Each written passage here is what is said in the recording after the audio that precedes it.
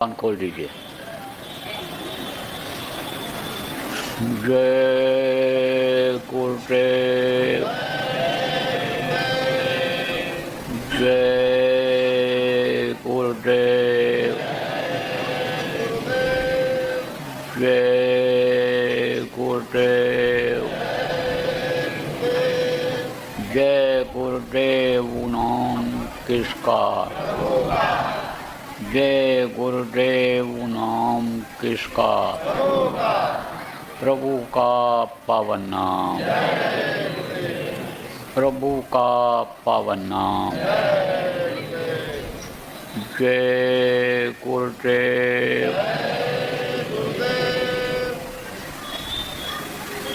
सर्वसमर्थ सर्वत्र अस्मरणीय दाता दयाल दीन बंधु कृपा निधान परम पूज्य गुरु जी महाराज,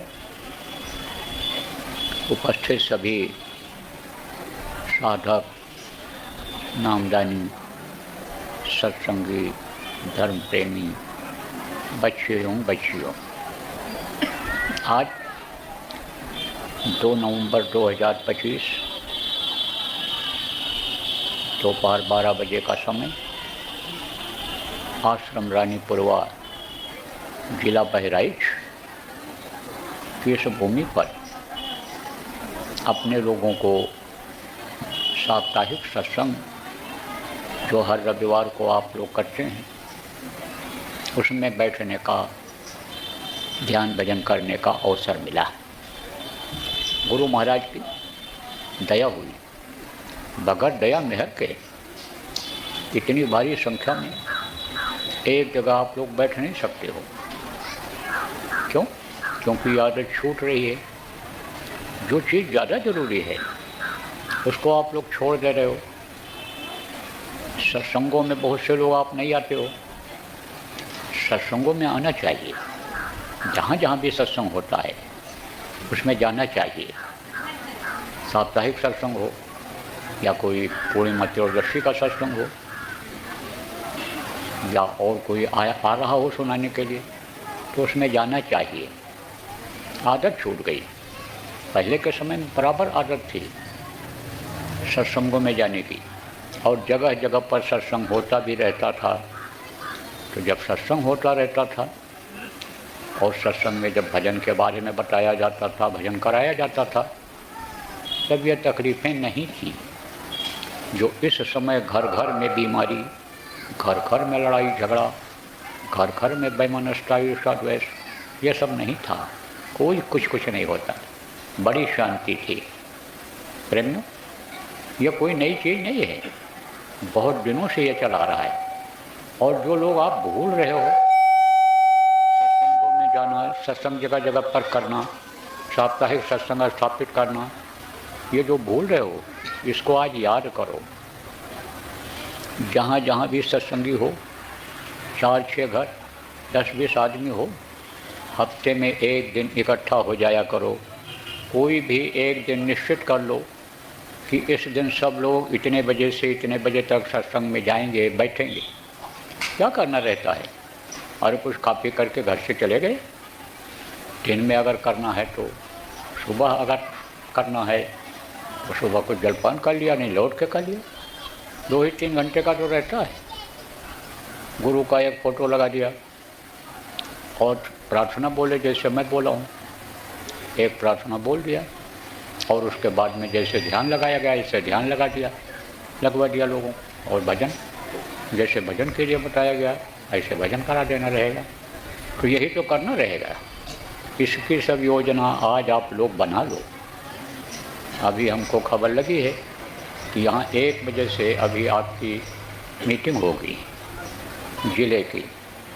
तो उसमें आप लोग जो जिम्मेदार लोग हो, जो भी यानी पद जिसको कहते हैं पद पर हो, या जो नहीं भी हो और पढ़े लिखे समझदार हो, तो आप इसमें अपनी बुद्धि का, पढ़ाई लिखाई का उपयोग करो और ऐसी योजना इनकी बनवा दो गांव-गांव के लोगों की कि हर जगह पर साप्ताहिक सत्संग होने लग जाए।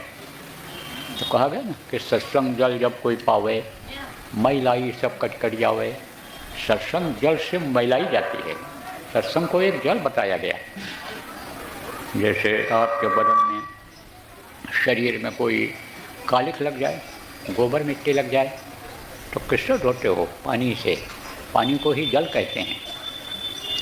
तो बाहर की सफाई तो कर लेते हो, लेकिन अंदर की सफाई नहीं हो पाती है। अब कहोगे भाई अंदर क्या हो बाहर क्या है? देखो जैसे हम लोग बाहर बैठे हैं, अरे टीन के सेट में और लोग उधर बैठे हैं, तो वो अंदर है। कमरा है यहाँ आपके यहीं बना हुआ है, उसका बाहर का हिस्सा है और अंदर का हिस्सा है। ऐसे शरीर का अंदर का हिस्सा है। अब अंदर में क्या है, इन बाहरी आँखों से आप देख नहीं सकते हो। आदमी अगर इसको बनाए होता, किसी कल कारखाने में यह मनुष्य शरीर बना होता, तब तो आप इसको काट पीट करके फाड़ करके देख लेते। लेकिन इसको तो भगवान ने बनाया, इसको तो प्रकृति ने बनाया, और 9 महीने में माँ के पेट में तैयार हुआ। तो इसके अंदर में क्या है, इसकी जानकारी आपको नहीं है। लेकिन इसके अंदर में भी बहुत है, बहुत कुछ है। उसको कौन जान पाता है? डॉक्टर जान पाता है।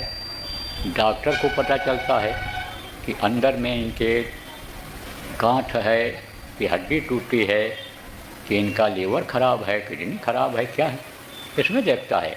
मशीन में देखता है, एक्सरे मशीन में देखता है। बैड नब्ज पकड़ करके, नाड़ी पकड़ करके तो फिर दवा देता है। कहता अंदर गंदगी हो गई, खान पान गलत कर दिया इन्होंने, कि जिसकी वजह से खून ख़राब हो गया, तो खून की सफाई करनी पड़ेगी, दवा देनी पड़ेगी। तब दवा दे करके खून की सफाई करता है, दवा दे करके पेट को साफ करता है। तो क्या निकलता है? सफाई में गंदगी निकलती है, जिसको आप कोई टट्टी कहता, कोई झाड़े कहता, कोई पाखाना कहता, कोई लैट्रिन कहता है, वो चीज़ निकलती है, गंदगी निकलती है, अंदर में गंदगी निकलती है। अब आपको बताऊं, डॉक्टर वैद्य, डॉक्टर को तो ये यानी सब मालूम हो जाता है, वैद्य को मालूम हो जाता है, लेकिन उनको ये चीज़ आज तक नहीं मालूम हो पाई कि इस शरीर को चलाता कौन है, और ये शरीर जब छूट जाता है तो क्या चीज़ निकलती है। यानी समझो साधारण भाषा में आप, कि आदमी जब मरता है तो मरते समय क्या चीज़ निकलती है, कि जिससे चलता फिरता आदमी गिरा और ख़त्म हो गया, क्या चीज़ निकलती है, इसका पता आज तक कोई नहीं लगा पाया। इसका पता किसने लगाया? संतों ने लगाया, सदगुरु ने लगाया, गुरु वैद्य ने लगाया इसका पता है। तो आप ये समझो प्रेम, वो कहाँ है जीवात्मा? यहाँ बैठी हुई है, पूरे शरीर को ये चलाती है, शरीर को चलाती है, यही जीवात्मा ही चलाती है। तो जीवात्मा की जो जगह है जहाँ बैठने का, वहाँ कर्मों की गंदगी इकट्ठा हो जाती है। अब कर्म कहोगे भाई क्या चीज़ होती है? गांव के सीधे साधे लोग, देखो जब उसने पैदा किया तो पैदा करने से पहले किसने? भगवान जिनको कहते हो, माँ के पेट में जब रट लगाए रहे, या वो प्रभु कृपा करो यही बाती, और सब तज भजन करो दिन राति, सब कुछ तज करके दिन रात भजन करूँगा, दया कर दो, मेहर कर दो हमको, माँ के पेट की आग से जो मैं तप रहा हूँ उससे बचा लो। तो हमारे मुंह के सामने, नाक के सामने माँ के पेट की गंदगी जमा है, उसको उससे हमको बाहर निकाल लो। तो वो दया करता है, दयालु दीन बंधु दीनानाथ उसका नाम इसीलिए पड़ा। लेकिन फिर कहता है कि मौका तो तुमको एक बार दे रहा हूँ, लेकिन जिस काम के लिए तुम शरीर मांग रहे हो, किस काम के लिए बच्चा मांगता है? कहता है दया कर दो, बाहर निकलते ही, होश संभालते ही हम जानकार को खोजेंगे, समर्थ गुरु को खोजेंगे, उनसे रास्ता लेकर के हम दिन रात आपको याद करते रहेंगे और आपके चरणों में आकर के हम लिपट जाएंगे। बराबर यही प्रार्थना करता रहा। तब वो कहता है बाहर निकालने से पहले, जिनको भगवान कहा जाता है, किसी ने ईश्वर कहा, किसी ने खुदा कहा, गॉड कहा, तो वो कहता है भाई जाओ, और जिस काम के लिए तुम मनुष्य शरीर मांग रहे हो उस काम को तुम करना, साहिब सत्संग होने लग जाए। तो कहा गया ना कि सत्संग जल जब कोई पावे, मैलाई सब कट जावे। सत्संग जल से मैलाई जाती है। सत्संग को एक जल बताया गया। जैसे आपके बदन में, शरीर में कोई कालिख लग जाए, गोबर मिट्टी लग जाए, तो किससे धोते हो? पानी से। पानी को ही जल कहते हैं। तो बाहर की सफाई तो कर लेते हो, लेकिन अंदर की सफाई नहीं हो पाती है। अब कहोगे भाई अंदर क्या है बाहर क्या है? देखो, जैसे हम लोग बाहर बैठे हैं, अरे टीन के सेट में और लोग उधर बैठे हैं, तो वो अंदर है। कमरा है यहाँ आपके यहीं बना हुआ है, उसका बाहर का हिस्सा है और अंदर का हिस्सा है। ऐसे शरीर का अंदर का हिस्सा है। अब अंदर में क्या है, इन बाहरी आँखों से आप देख नहीं सकते हो। आदमी अगर इसको बनाए होता, किसी कल कारखाने में यह मनुष्य शरीर बना होता, तब तो आप इसको काट पीट करके फाड़ करके देख लेते। लेकिन इसको तो भगवान ने बनाया, इसको तो प्रकृति ने बनाया, और 9 महीने में माँ के पेट में तैयार हुआ। तो इसके अंदर में क्या है, इसकी जानकारी आपको नहीं है, लेकिन इसके अंदर में भी बहुत है, बहुत कुछ है। उसको कौन जान पाता है? डॉक्टर जान पाता है। डॉक्टर को पता चलता है कि अंदर में इनके गांठ है कि हड्डी टूटी है, कि इनका लीवर ख़राब है, किडनी ख़राब है, क्या है, इसमें देखता है। मशीन में देखता है, एक्सरे मशीन में देखता है। बैड नब्ज पकड़ करके, नाड़ी पकड़ करके तो फिर दवा देता है, कहता अंदर गंदगी हो गई, खान पान गलत कर दिया इन्होंने, कि जिसकी वजह से खून ख़राब हो गया, तो खून की सफाई करनी पड़ेगी, दवा देनी पड़ेगी। तब दवा दे करके खून की सफाई करता है, दवा दे करके पेट को साफ करता है। तो क्या निकलता है?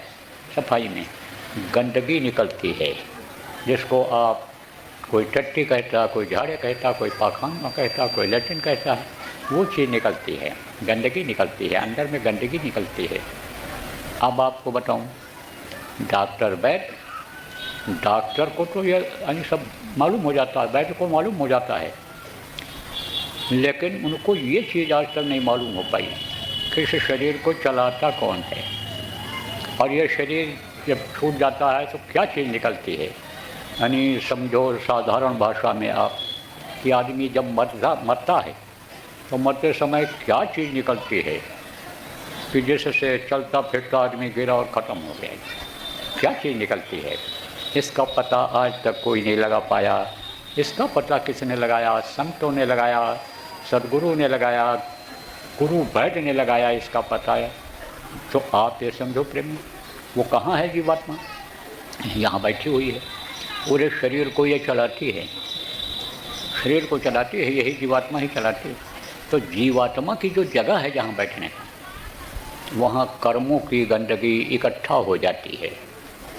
अब कर्म कहोगे भाई क्या चीज़ होती है? गांव के सीधे साधे लोग, देखो जब उसने पैदा किया तो पैदा करने से पहले किसने? भगवान जिनको कहते हो, माँ के पेट में जब रट लगाए रहे कि अब प्रभु कृपा करो यही बाँची, और सब तज भजन करो दिन राति, सब कुछ तज करके दिन रात भजन करूँगा, दया कर दो, मेहर कर दो हमको। माँ के पेट की आग से, जो हमारे मुंह के सामने, नाक के सामने माँ के पेट की गंदगी जमा है, उसको, उससे हमको बाहर निकाल लो। तो वो दया करता है, दयालु दीन बंधु दीनानाथ उसका नाम इसीलिए पड़ा।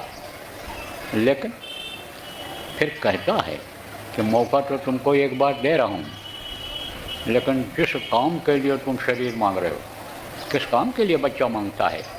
कहता है दया कर दो, बाहर निकलते ही, होश संभालते ही हम जानकार को खोजेंगे, समर्थ गुरु को खोजेंगे, उनसे रास्ता लेकर के हम दिन रात आपको याद करते रहेंगे और आपके चरणों में आकर के हम लिपट जाएंगे। बराबर यही प्रार्थना करता रहा।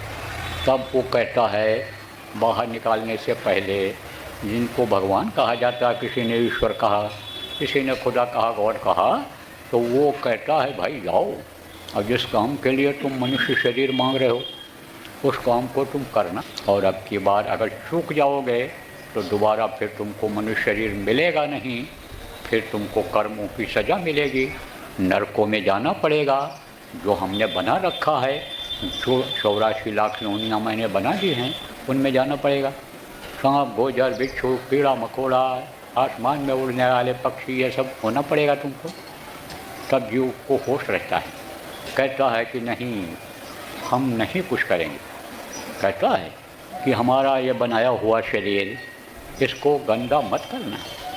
हाथ पैर आँख कान तुमको दे दिया जा रहा है, लेकिन इससे गंदे काम मत करना। अब देखो प्रेम, आज़ाद कर दिया है उसने। पैर से अच्छे काम के लिए जाओ, बुरे काम के लिए जाओ। हाथ से अच्छा काम करो, बुरा करो। आँख से अच्छा देखो, बुरा देखो। कान से अच्छा सुनो, बुरा सुनो। सज़ा कहीं तुरंत मिलती है? तुरंत नहीं मिलती है। आज़ाद कर दिया है। लेकिन कर्म प्रधान विश्व रच रखा, जो जस कीन सो तस फल चाखा। कर्मों की सज़ा मिलती है, कर्मों से कोई बच नहीं पाया। धृतराष्ट्र ने कहा मैं अंधा क्यों हो गया? कृष्ण भगवान ने कहा तुमने गलत काम किया, तुम्हारे कर्म खराब थे। बोले 100 जन्मों का तो मुझे याद है कि मैंने कोई बुरा कर्म नहीं किया। बोले और पीछे देखो, 600 जन्म के पीछे जो बुरा कर्म उनसे बन गया था, उसकी वजह से उनको अंधा होना पड़ा। तो कर्म फांस छूटे नहीं कहते, करो उपाय कहा ना। कर्म का फांस ये जो पड़ जाता है गले में, ये जल्दी नहीं छूटता है। कब छूटता है? सद्गुरु मिले तो उभरे, और नहीं तो भटका खाए। जब सद्गुरु मिल जाते हैं, समर्थ गुरु मिल जाते हैं, तब कर्मों को कटवा देते हैं। कर्म फांस से जो बच जाता है। तो प्रेमियों, आज़ाद तो कर दिया है, लेकिन फल भोगने के लिए आप आज़ाद नहीं हो। और चाहे जान करके खाए तो मरेगा कि नहीं मरेगा। ऐसे ही ये कर्म हैं, बुरे कर्म हैं। अब अच्छे और बुरे की जानकारी कब होती है? जब सत्संग मिलता है। जब सत्संग मिलता है तब जानकारी होती है। देखो सत्संग में क्या बातें बताई जाती हैं। सत्संग में हर तरह की बातें बताई जाती हैं, लेकिन 1 घंटे 2 घंटे के सत्संग में कितनी बातें उसके मुंह में डाल देती है। देखो प्रेमियों, जिनको आप भूल रहे हो, भगवान को भूल रहे हो, मौत को भूल रहे हो, ये दोनों चीज़ें सत्य हैं और ये आएंगी, इनको कोई छुटला नहीं सकता है। तो जिन भगवान में से होगा, मैं कमाता खिलाता हूँ, मैंने लोगों को दिया, मैं, यही भ्रम और भूल है। सोचो आप कि पैदा होने के पहले स्तन में दूध कौन भरता है? जिसको भगवान कहते हो वो भर देते हैं। तो जो दूध भर दिया माँ के स्तन, उस स्तन को माँ डाल देती है बच्चे के मुंह में। तो आपके मुंह में कोई चीज़ अभी अगर अंदर चला जाने लगे तो जीभ से ऐसे बाहर निकालोगे? ऐसे कि नहीं निकालोगे? तिनका हो, कंकड़ हो, पत्थर कुछ भी जाए, मिट्टी हो, तो उसको बाहर निकालोगे। ऐसे ही बच्चा बाहर निकालता है अजनबी चीज़ जो कभी उसके मुंह में पड़ा नहीं, तो दबता है माँ का स्तन, तो निकलता है दूध। अच्छा लगता है तो पीने लगता है। कभी कभी इधर उधर हो गया माँ का स्तन मुँह में, तब रोता है तो माँ फिर डाल देती है। अब कौन सिखाया दूध पीना? माँ ने सिखाया है। जब सीख जाता है तब तो अपने हाथ से पकड़ करके पी लेता है। जब और बड़ा होता है तो मांग करके अन्य रोटी खाता है, हर चीज़ को खाता पीता है। तो अब ये कौन सिखाता है? उठना बैठना तौर तरीका कौन सिखाता है? परिवार के लोग सिखाते हैं। वो भी सत्संग की संज्ञा में आता है, वो भी जानकारी ज़रूरी है। देखो बच्चे जिनके माता पिता नहीं होते हैं, लावारिस हो जाते हैं, वो कुछ सीख पाते हैं। जिनके पिता मर गए बचपन में ही और माँ ने बच्चे को पाला पोसा, तो वो अपने हिसाब से चलाती है, बताती है, उसको देखता है बेटा माँ कैसे चल रही हैं, माँ कैसे खा रही बोल रही हैं। पिता का नकल कर पाता है और पिता बताने वाले नहीं रहते हैं। तो यह सब कैसे होता है? सारी जानकारी कैसे होती है? ये होती है सत्संग से, और सत्संग से ही अच्छे और बुरे की पहचान होती है। तो प्रेमियों, अच्छे से ही धर्म कर्म की जानकारी होती है, सत्संग से ही धर्म कर्म की जानकारी होती है, कर्मों की जानकारी होती है। तो अच्छा और बुरा कर्म की जानकारी किससे मिलती है? सत्संगों से। और कुछ ऐसा है कि समाज लोग बता देता है, घर में लोग बता देते हैं।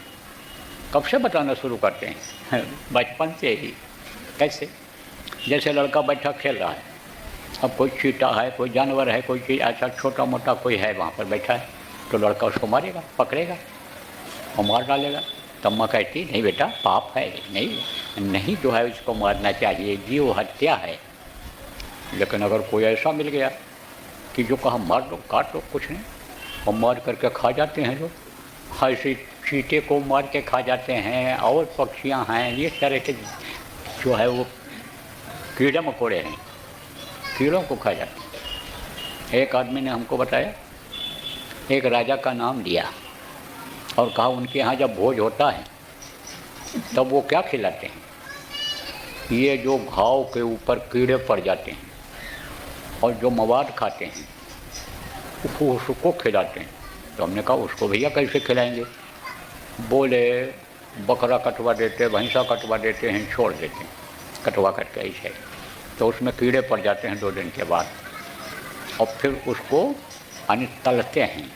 तो हमने कहा किसमें कैसे तलते हैं, उनको पकड़ कैसे पाते हैं? बोले ऊपर उसको ऐसे टांग देते हैं और नीचे तेल जलाते हैं, और तेल का जो भाप निकलता है उसकी गर्मी से वो कीड़े उसी में टप टप टप टप उसी में गिरते जाते हैं, और छन्नी से उसको छान करके, कच्ची से छान करके और उसको खिलाते हैं जैसे। और लोग कहते हैं ये बहुत बढ़िया बना है, ये चीज़ देखो अच्छी है। तो हमने कहा भाई उनको मालूम नहीं होता है। बोले भैया उनकी आदत है, बहुत पहले की बात है, गुरु महाराज के टाइम की बात है। बोले भैया उनकी आदत है वही खाने की, वो चीज़ नहीं मिलती है तो कहते हैं नहीं मिला। तो हमने कहा बात तो सही है। जैसे पूरब में इधर आपके पूर्वी उत्तर प्रदेश में और उधर आपके बिहार में अगर दही चूड़ा न खिलाएं शादी में तो समझ लो कुछ नहीं खिलाए, कुछ नहीं खिलाए। ऐसे ही है जहाँ की जो प्रणाली है। तो अब आप ये समझो प्रेमियों कि ये सब चीज़ें कहाँ से मिलती हैं, यह सब पारिवारिक सत्संग से मिलती हैं। अब जिसकी आदत बिगड़ गई, जैसे मैंने बताया आपको कि जानते हुए कीड़ा खाते हैं, हम मवाद खाने वाला कीड़ा खाते हैं। ऐसे बहुत से लोग अंडा खाते हैं और जानते हैं, सुनते भी हैं, लेकिन अब आदत बन गई। तो अंडा क्या है? ये माताएँ मासिक धर्म होती हैं, खराब खून इकट्ठा हो जाता है, बच्चा बन जाता है, और मुर्गियों का खराब खून इकट्ठा होता अंडा बन जाता है। तो अब आप ये समझो कितना गर्म होगा और कितना नुकसान देने वाला होगा। जीव हत्या होती है, उसमें जीव रहता है, अगर यह न खाएं तो वही ऊपर से जो लगा रहता है मोटा खाल छिलका वो हट जाता है और उसमें से बच्चा निकलता है। तो अब ये जो हत्या हुई इसका पाप लगता है और यह फल भोगना पड़ता है। अब आप कहोगे भाई मैं तो शाकाहारी हूँ, मैं तो मांस भी नहीं खाता हूँ, मैं अंडा भी नहीं खाता हूँ, मैं तो शराब भी नहीं पीता हूँ, तेज कोई भी नशे का सेवन नहीं करता हूँ, तो मुझे पाप कैसे लगता होगा? देखो प्रेमियों, साथ का असर होता है, साथ का बहुत असर होता है। संगत ही गुड़ होत है, संगत ही गुड़ जाए, और बांस फांस और मिश्री एक का भाव बिका। मिश्री के अंदर रस्सी पड़ी रहती है, फांस जिसको कहते हो बांस के टुकड़े पड़े रहते हैं, वो भी मिश्री के भाव बिक जाते हैं। अरे बच्चियों, कैकेयी का नाम सुना होगा। राम को उसने 14 वर्ष के लिए जंगल भेजवा दिया था वरदान मांग करके। बहुत प्यार करती थी, अपने बेटा भरत से ज़्यादा प्यार राम से वो करती थी कैकेयी। लेकिन उसकी दासी थी, दासी किसको कहते हैं? नौकरानी को। तो बराबर उसको समझाती रहती थी। 24 घंटा रहने के नाते दिमाग को मोड़ दिया। जिसको अपने कलेजे का टुकड़ा मानती थी उसको जंगल भेजवा दिया कैकेयी ने, साथ के असर पे। तो साथ बुरे का पड़ गया तो वो कर्म आ जाते हैं।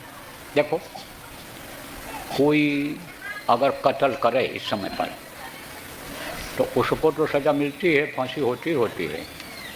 लेकिन जो ये कहता है कि कत्ल कर दो, जो हथियार देता है, जो योजना बनाता है कि जब घर से निकलें घूमने के लिए निकलें तब मारो, जो बताता है यहाँ पहुँच गए मौका अच्छा है सुनसान है, तो इनको सबको सज़ा मिलती है, सबको सज़ा मिलती है।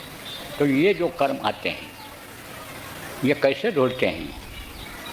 आप ये समझो प्रेमियों, इनसे जो सज़ा मिलती है आदमी उससे बचत कैसे होती है?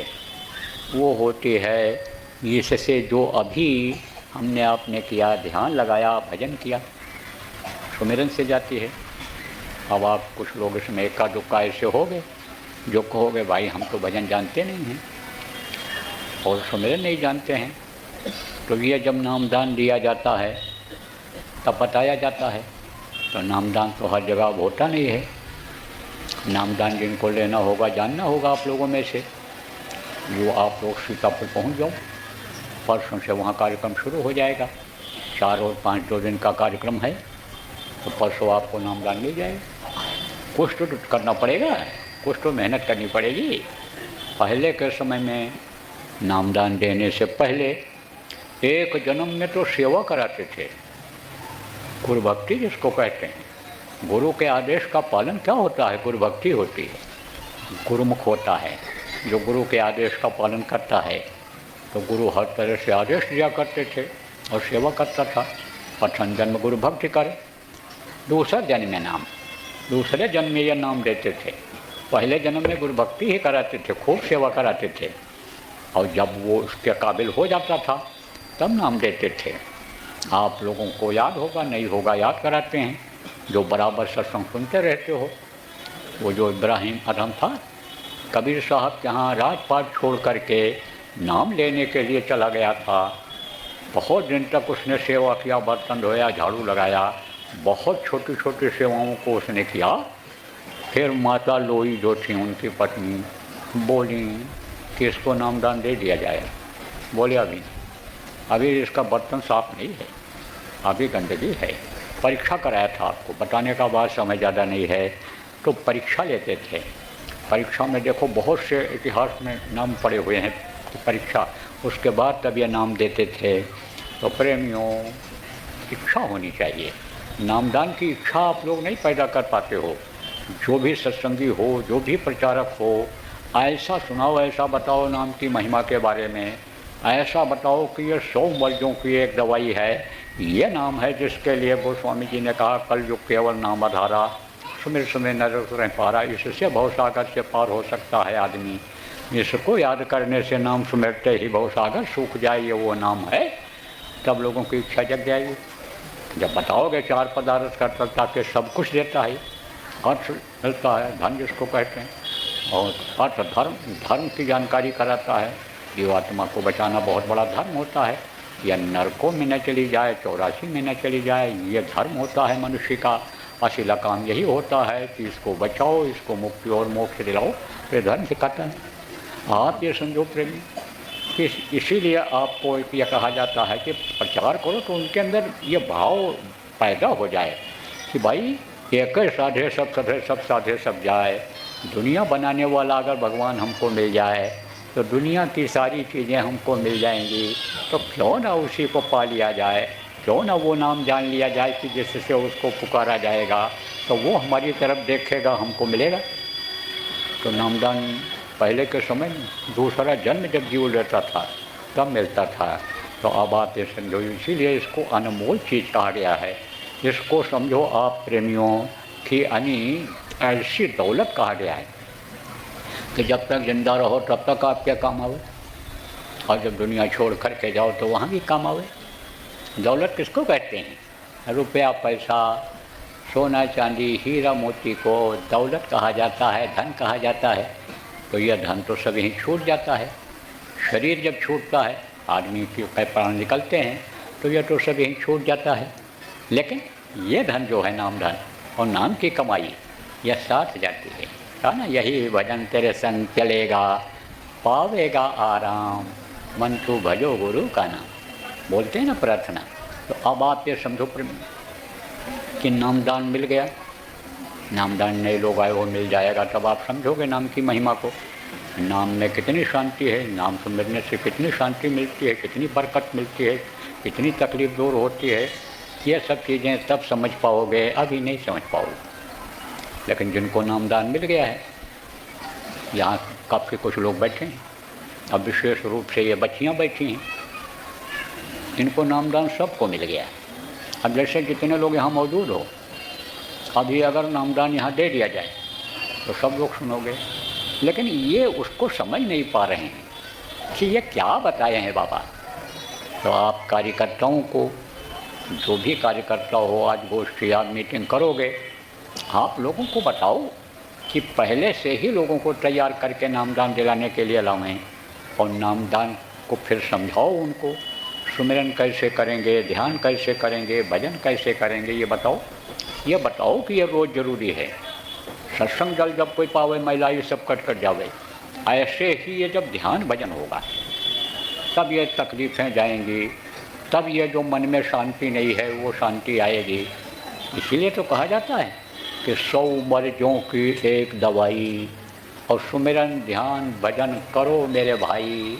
इसीलिए तो कहा जाता है कि एक काम यही अगर कर लो तो इसी से सब तकलीफ़ दूर हो जाए।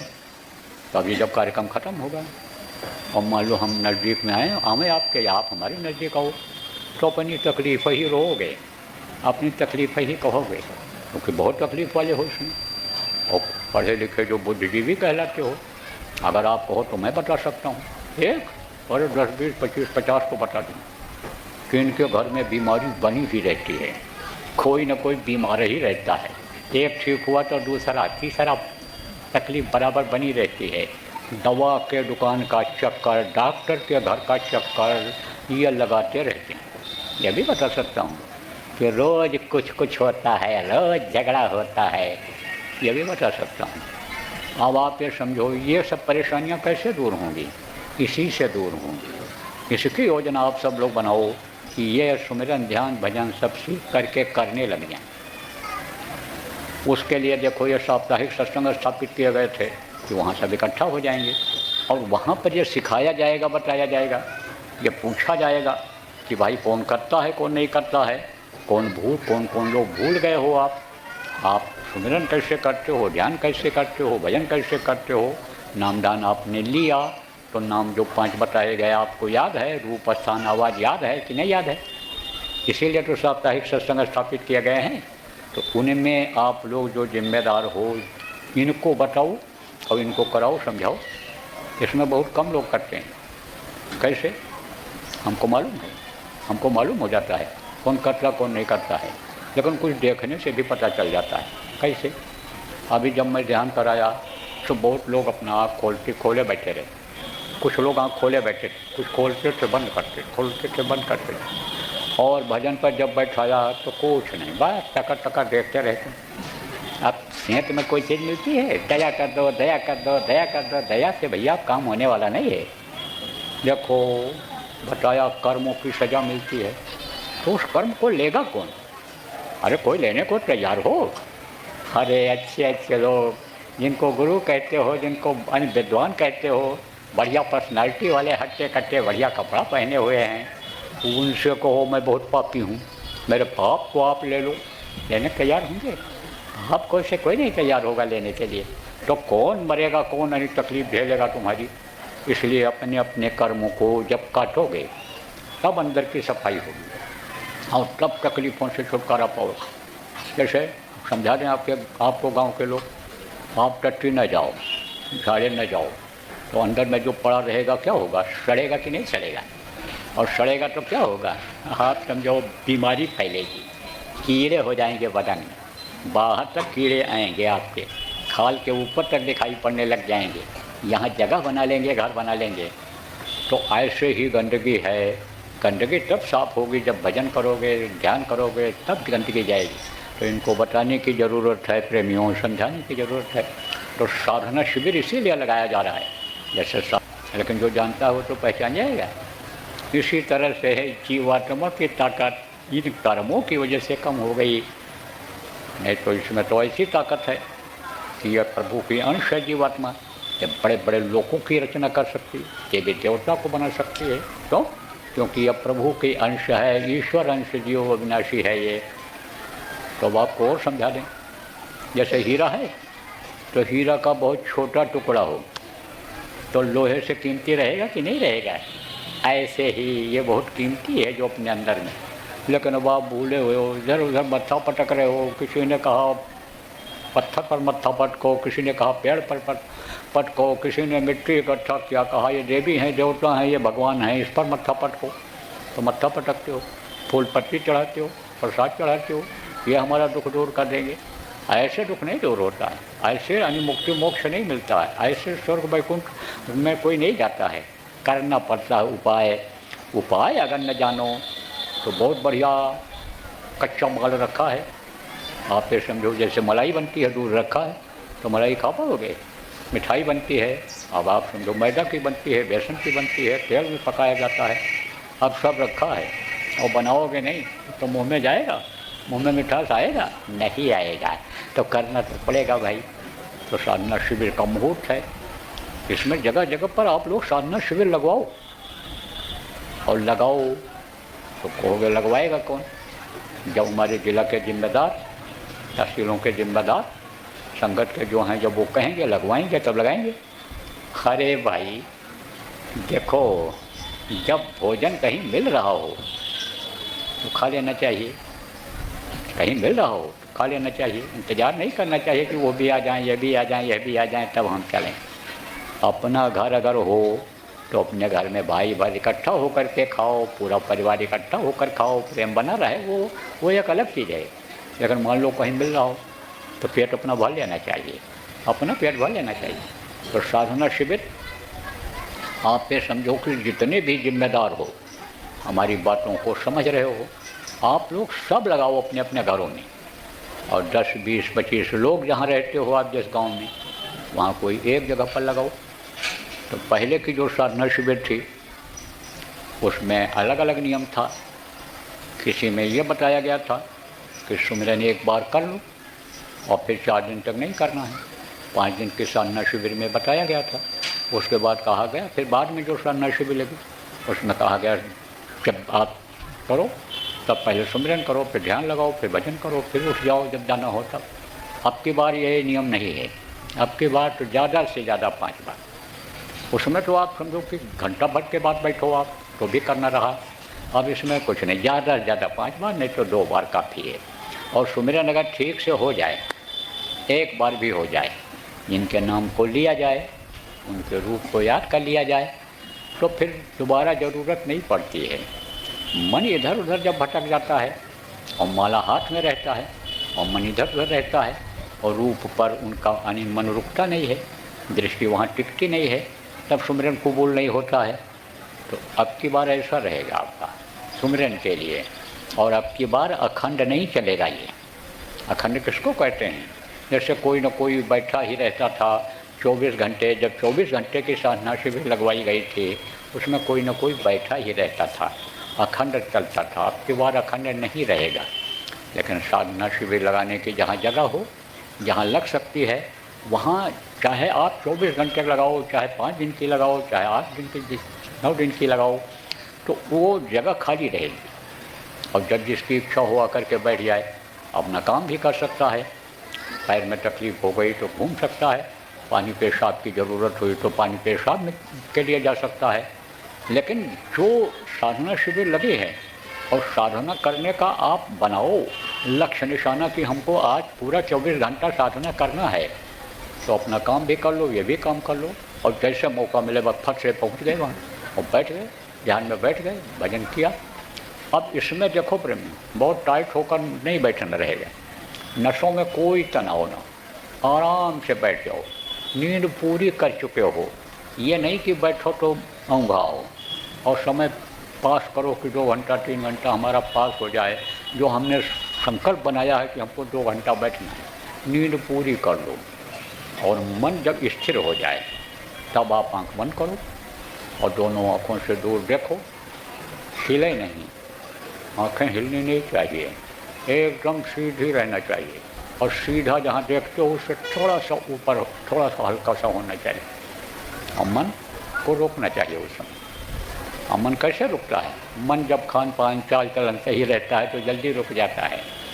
मन जब दुनिया की चीज़ों को नहीं सोचता है, दुनिया में फंसाओ, दुनिया के कामों में फंसना नहीं चाहता है, दुनिया की तरफ से इच्छा खत्म हो जाती है।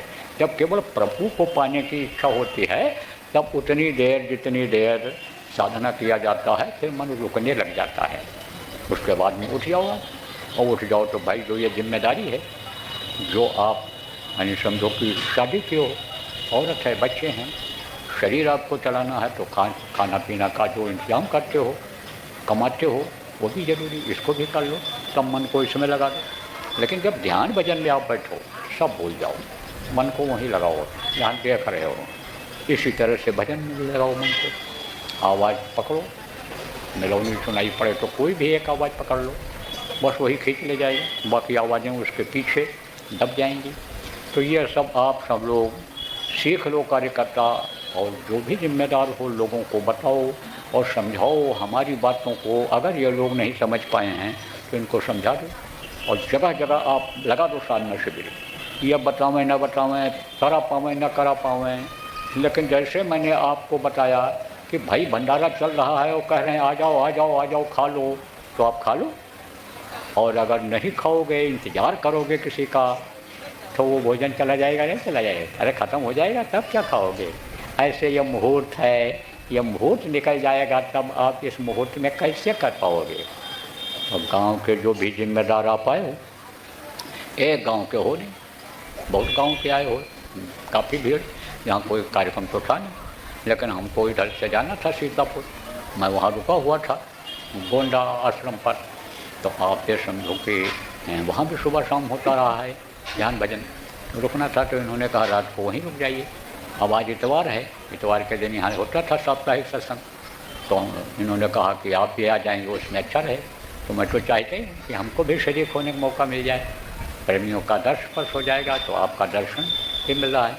तो ये तो था नहीं कोई सत्संग का कार्यक्रम, लेकिन आप लोग सुने हो तो आ गए हो, बहुत अच्छी बात है। इसी तरह से प्रेम बनाए रखना चाहिए, इसी तरह से श्रद्धा प्रेम अगर बना रहेगा तो वो बहुत कुछ कर्म इसमें भी कट जाते। आपको नहीं भी लेना चाहिए, उसको भी ले आते हो, तो चलो वो खर्च हो गया, भाड़ा किराया में खर्च हो गया, तो इससे भी कर्म करते हैं।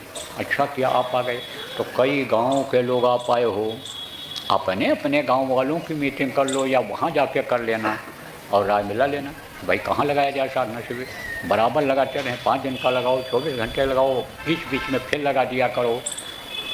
अब ये तो हो गया सामूहिक रूप से, अपने अपने घरों में भी साधना शिविर लगाओ। ये न सोचो कि दिया तले अंधेरा होता है, अरे अब दिया तले अंधेरा की बात भूलो, अब तो रोशनी हो करो, रोशनी वाला समय आ गया है, अंदर में रोशनी करो। कि राम नाम मर दीप धर और जेह दिहरे द्वार, और स्वामी भीतर बाहर जो चाहे सो दिया। रामायण जो पढ़ते हो आपको मालूम है, कहा राम नाम मणि। राम नाम मणि किसको कहा गया है? इसी को जीवात्मा को। इसकी कोई कीमत है? मणि की कोई कीमत है? मणि किसी जल्दी मिलती है? आप कहोगे मणि क्या होती है? ये जो सांप होते हैं तो उनमें मणि रहती है, जो विषधर सांप होते हैं ज़्यादा उम्र हो जाती है तो उनके अंदर मणि पैदा हो जाती है। मणि रहती सब में है, लेकिन वो जैसे आप बुढ़े हो जाते हो तो आपके अंदर ज्ञान ज़्यादा हो जाता है, अनुभव हो जाता है, इसी तरह से समझो उनके अंदर मणि बढ़ जाता है। तब वो जब जाते हैं कहाँ, सुनने के लिए, खाने के लिए, रात को निकलते हैं, क्योंकि दिन में आदमियों से और जानवरों से डरते हैं, और रात को जाते हैं शिकार के लिए, तो अंधेरा रहता है, तो वो मणि को बाहर रख देते हैं और उसी की रोशनी में वो खाते हैं, कीड़ा पकौड़ा जो भी उनको खाना रहता है, तो वो मणि ऐसे नहीं सब मिलती है इतना जल्दी। तो यह राम नाम मणि मिल गई आपको, गुरु महाराज जैसे गुरु मिल गए। अब राम नाम मणि दीप देहरी द्वार। देहरी किसको कहते हैं? आप जो बूढ़े लोग बैठे हो, आपको मालूम है दिया जलाते थे तो ऊंची जगह रखते थे उसको, और अनाज भी रखते थे तो उसको देहरी देहरी कहते थे, और ऐसे भी दीपक रखने के लिए ऐसे कुछ लकड़ी का या मिट्टी का बना लेते थे तो उसको देहरी कहते हैं। क्योंकि ऊपर जब रखा जाता है, दीपक जब ऊपर रखा जाता है, लालटेन जब ऊपर टांग दिया जाता है तब रोशनी फैल जाती है, दूर तक हो जाती है। ऐसा ये है देहरी, ऊपर यह शरीर का ये देहरी है।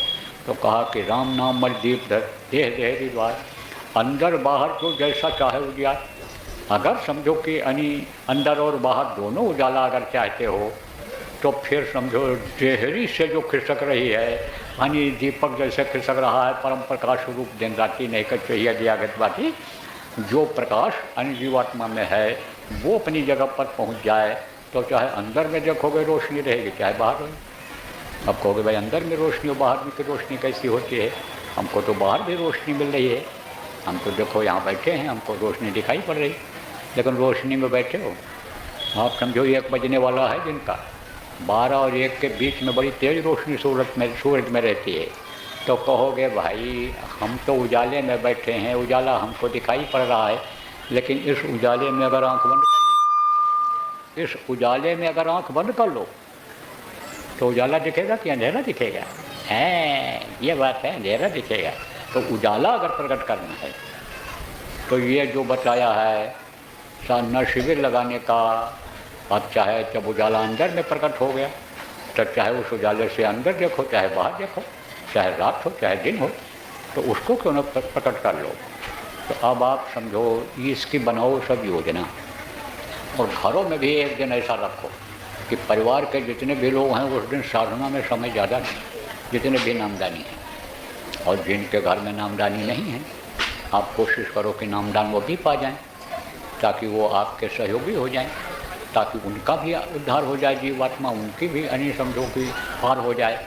तो यह भी एक योजना आप लोग बनाओ और उसको समझाते रहो। अब आपके जो हमको मालूम है कि बाप के कहने में, भाई के कहने में जो भाई रहता है, बाप के कहने में जो बेटा रहता है, उसको कहोगे तो उसके समझ में आ जाएगा। जो लोग ध्यान दे देते हैं किस पर, अपने बच्चों पर, उनको अनुशासन सिखा देते हैं, उनको माता पितृ भक्ति बता देते हैं, उनको समझो कि देशभक्ति बता देते हैं, उनके भक्त जो बच्चे होते हैं उनके भक्त पहले बन जाते हैं।